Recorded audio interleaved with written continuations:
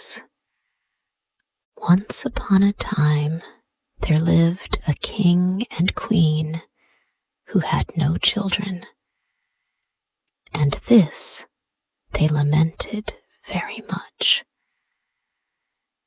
But one day, as the queen was walking by the side of the river, a little fish lifted its head out of the water and said, "Your wish shall be fulfilled, and you shall soon have a daughter."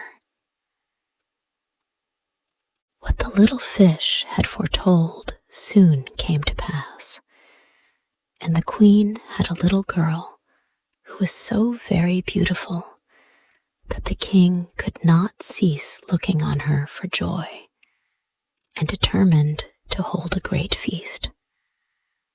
So he invited not only his relations, friends, and neighbors, but also all the fairies, that they might be kind and good to his little daughter. Now there were 13 fairies in his kingdom, and he had only 12 golden dishes for them to eat out of, so that he was obliged to leave one of the fairies without an invitation. The rest came, and after the feast was over, they gave all their best gifts to the little princess. One gave her virtue, another beauty, another riches, and so on, till she had all that was excellent in the world. When 11 had done blessing her, the 13th, who had not been invited and was very angry on that account, came in and determined to take her revenge. So she cried out, "The king's daughter shall in her 15th year be wounded by a spindle and fall down dead." Then the 12th, who had not yet given her gift, came forward and said that the bad wish must be fulfilled, but that she could soften it, and that the king's daughter should not die, but fall asleep for 100 years.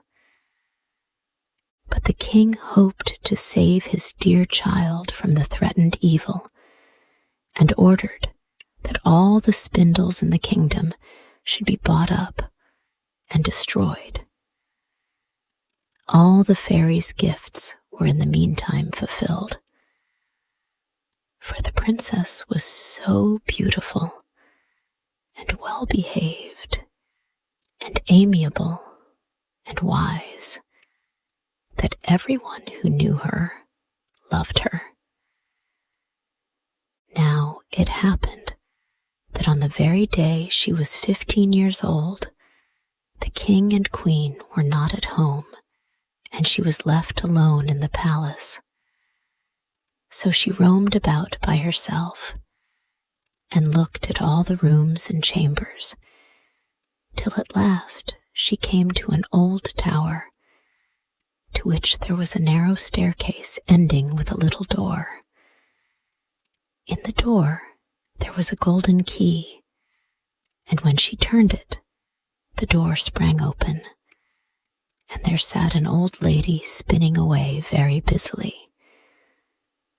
"Why, how now, good mother?" said the princess. "What are you doing there?" "Spinning," said the old lady, and nodded her head. "How prettily that little thing turns round," said the princess, and took the spindle and began to spin. But scarcely had she touched it before the prophecy was fulfilled, and she fell down lifeless on the ground. However, she was not dead, but had only fallen into a deep sleep. And the king and the queen, who just then came home, and all their court, fell asleep too, and the horses slept in the stables, and the dogs in the yard, and the pigeons on the housetop, and the flies on the walls. Even the fire on the hearth left off blazing and went to sleep.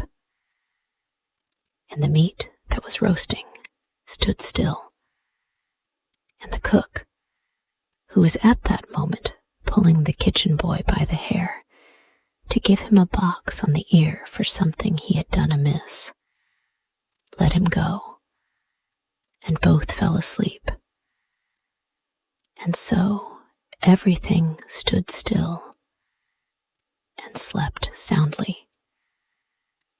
A high hedge of thorns soon grew around the palace, and every year it became higher and thicker, till at last the whole palace was surrounded and hidden, so that not even the roof or the chimneys could be seen.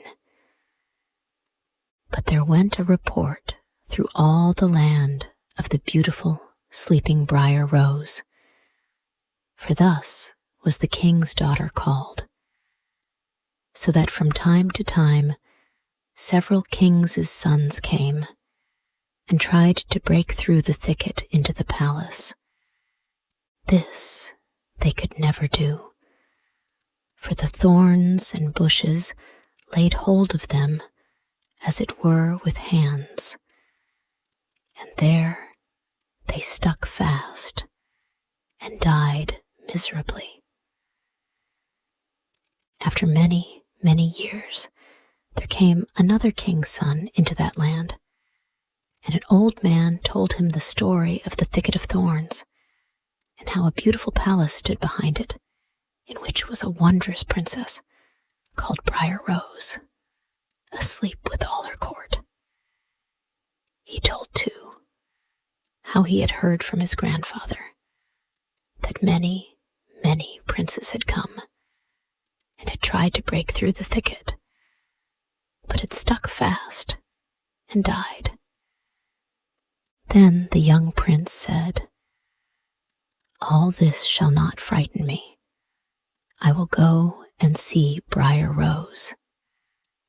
The old man tried to dissuade him, but he persisted in going.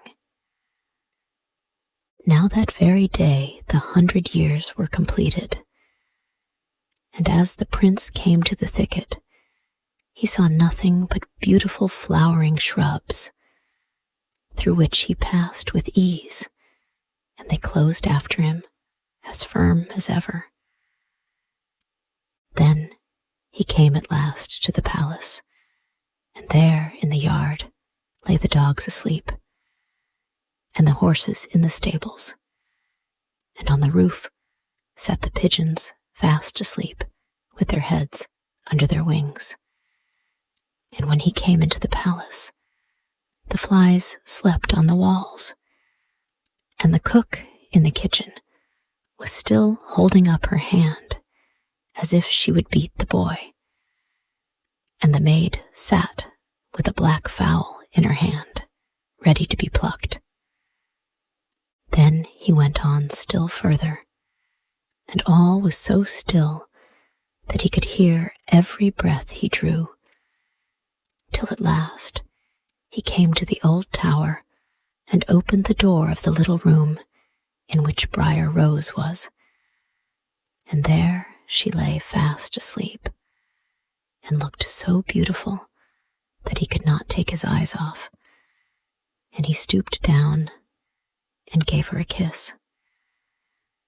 But the moment he kissed her, she opened her eyes and awoke, and smiled upon him.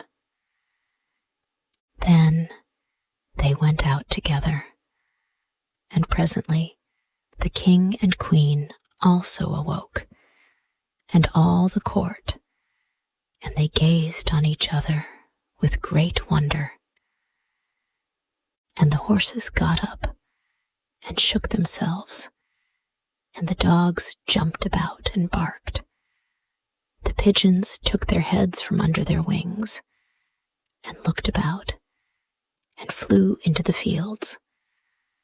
The flies on the walls buzzed away, The fire in the kitchen blazed up and cooked the dinner, and the roast meat turned round again. The cook gave the boy the box on his ear so that he cried out, and the maid went on plucking the fowl.